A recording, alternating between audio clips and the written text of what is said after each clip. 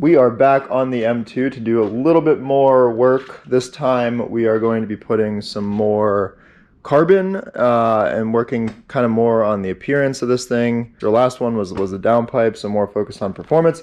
This one, more focused on making this thing look better. So we got some additional parts, carbon fiber parts to throw on this thing to kind of add to the existing carbon that I already have on it. This should be kind of a quick and easy one. Again, kind of a DIY. Also, just sort of documenting the progress of this build. For anyone doing something similar and putting the same parts on, this should be a good reference video for you guys. So what are we going to be putting on? We got some carbon and performance exhaust tips. I will show those and show the process of how to install those. And we also got a carbon lip for the front of this thing, as you can see here. This lip came from China, of course. I am kind of a OEM plus type person. I don't like the big gaudy lips that kind of inevitably will rip off when you lower your car. I really like things that look kind of OEM plus, give a little bit of an extra accent. So I've been looking at a lot of lips and just truly did not see anything that I really liked. They're all like a little bit too aggressive or intricate for me. I kind of like, the OEM curves and accentuating the OEM lines. So I saw these types of lips on a few different sites, ended up getting this one off good old eBay. There's almost nothing to it. This thing weighs probably not even a pound. I didn't realize it, but the underside is not even finished. I guess I was expecting it to be, full carbon under there and it to be somewhat solid, but kind of makes sense that it's not. It's a lot lighter this way. We'll see how it holds up. This thing only cost me like 130 bucks. I saw it on eBay. I looked at a few of them, made an offer. The seller accepted my offer. All that being said, we're going to jump into the process of the lip, and then we will jump into the process of the exhaust tips. And I think I have one other thing that we'll jump into after that. So let's go ahead and get started. So this lip, anyone that buys a similar style of lip, I don't know. There's probably a bunch of different sellers, probably all the same mold or very similar mold. Mine did not come with bolt holes.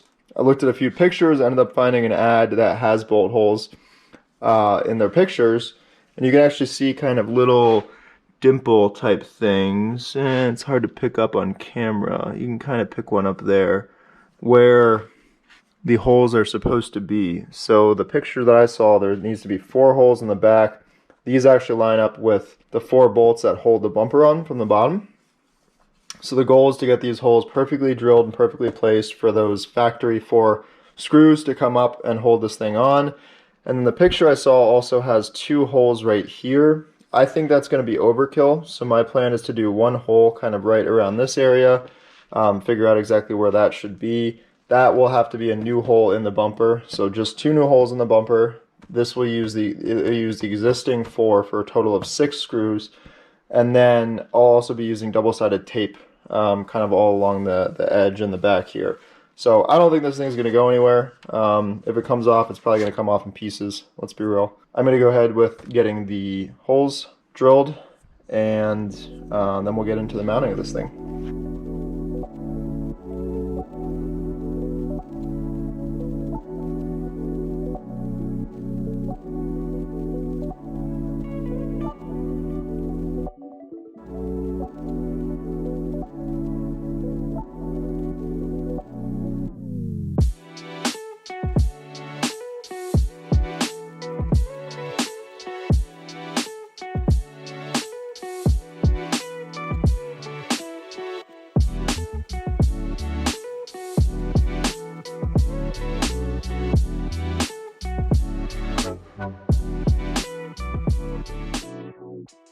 Alright, so my holes are drilled, the 4 holes along the back, which I showed earlier, and I mounted it up to the bumper. Everything lined up pretty well. I opened up one of the holes just a hair and was able to get everything to bolt up. So it's on here. It's not very sturdy because it's just held on by the back. So the next step is going to be to put 2 screws through sort of the inner parts of each one of these little fins. So there's going to be one in here and then one in here. And then on top of that, I'll show everything that I do here, but before installing, I'm going to put a whole bunch of double-sided tape too. So ideally, the screws will cinch it up, and the thing will be held on largely by the tape with the screws kind of there for backup.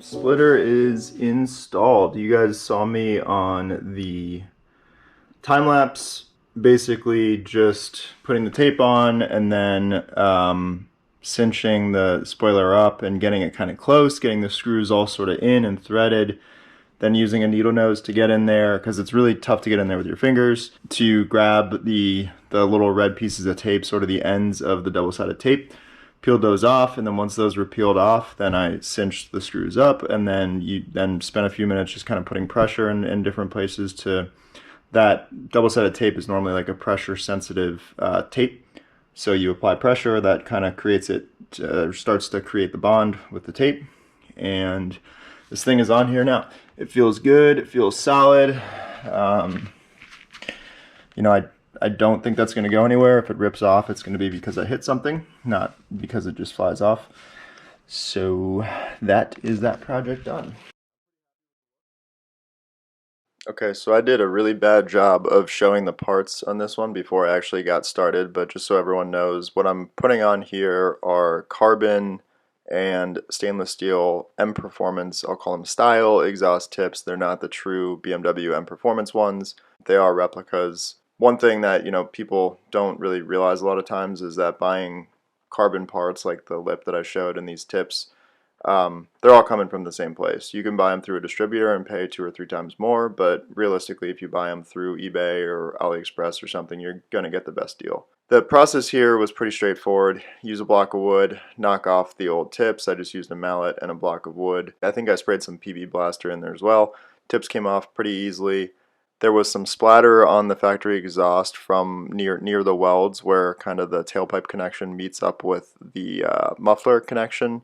So I did have to use a file to kind of file that down. That ensured that the tips sort of made their way all the way back and sat kind of flush with the back of the exhaust pipe. So after I filed those down, the tips went on pretty easily, tightened them up, and what you see here is the finished product.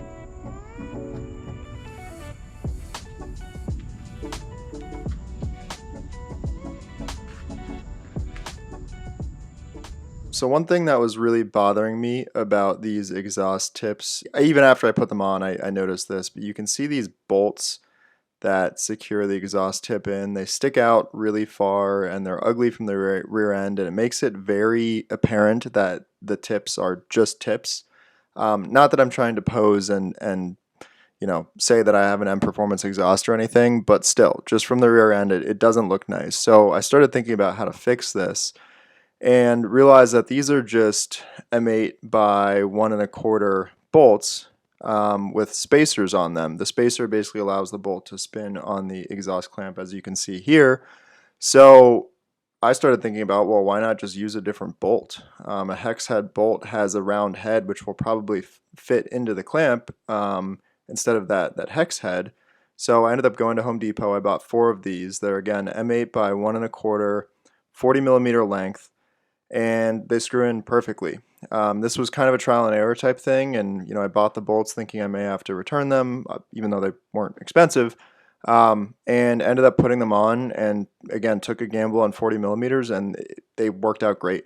They threaded in no problem, and the bolts have enough clearance, so there's no need for that spacer still, so that you can spin the hex head.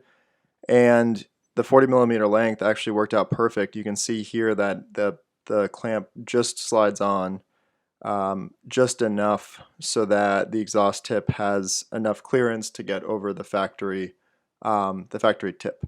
So here you can see me loosening up it a little bit, but once I got it kind of adjusted perfectly, threaded in there and adjusted perfectly, it slid on and was ready to go back on the car. So I did this for all 4 tips, and what you see here is the final result. This is the tips installed with the new hardware. Much sleeker. It's black, which is great too, so it's not shiny like those stainless bolts that they include. So between the head being black, them being the right length, it just looks a lot sleeker and looks much more like they're meant to be there versus just some kind of cheap bolt-on tips. So hopefully this helps you guys out if you're trying to do the same thing. All right, one more project here that is blacking out the rear reflectors on the M2. This is a pretty common mod. People basically do a number of different things to either replace the reflectors or make the reflectors black. I've seen everything from people just using black vinyl or that tint stuff in a can, to people buying their actual like plastic vents that kind of replace the reflector and make the whole reflector black and look like a vent. And those look good, but they're actually pretty expensive for such a small mod. I'm not sure if I like the black look, so I really didn't want to put too much money into it. I found this company called Blacked Out Designs. They basically make templates of a honeycomb tint, so it's not like a full black vinyl, but it's got a honeycomb pattern on it. I think you can kind of pick that up on the camera there. So it's got a honeycomb pattern to it, and they're actually kind of translucent. They will still tint the lens black, but the reflector will be able to still do its job, so it'll actually reflect light, and it'll have kind of a cool pattern at the same time. These are only about 15 bucks with shipping. I think it was like $17 or $18, so really a pretty inexpensive mod. And the thing I like about it is that it's reversible too, so I'm not painting these or whatever else. I can just, if I really don't like it, peel the stuff off and then go back to the red or potentially buy vents. So the next step here is figuring out how to put these on. Quick update on progress. I decided instead of tinting these lenses in here that I wanted to take them out and do it the right way. I kind of got deep into trying to get the reflectors actually out. What I ended up doing is taking off, there's sort of a panel that goes, that kind of ties the corner of the bumper here in with the inner fender liner and the diffuser. I took that off, tried to get access, that didn't work. Then I ended up unscrewing a couple of the screws here in the fender liner. That didn't give me enough clearance, so then I said, well, why don't I just undo the bumper a little bit. Ended up undoing, there was basically 3 8mm screws here and then 1 T20 Torx up here. That gives you the ability to kind of pull the bumper out, as you can see here, and that gives you enough access to get back there. It may be kind of hard to see, but you can see those little red tabs. Those need to be squeezed. It's very difficult to do it by your hands, so I used this, reached in, got each one kind of pried loose, and now I think, yep, the reflector will just come right out. I may not have the bottom one loose yet.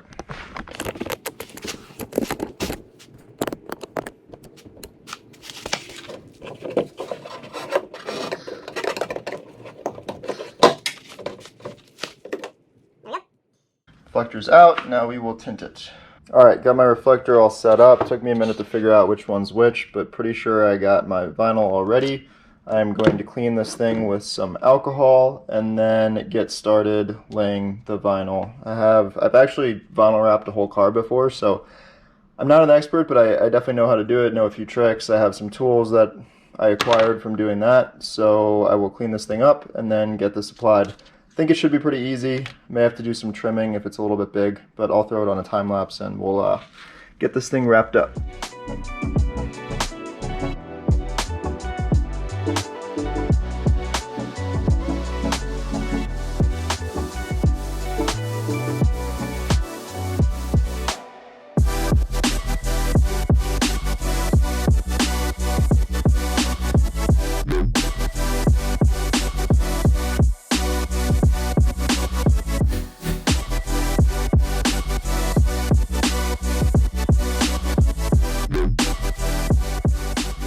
Alright, we are done.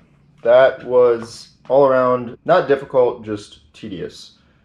Getting the bumper off with the wheels on is not the recommended method of doing it.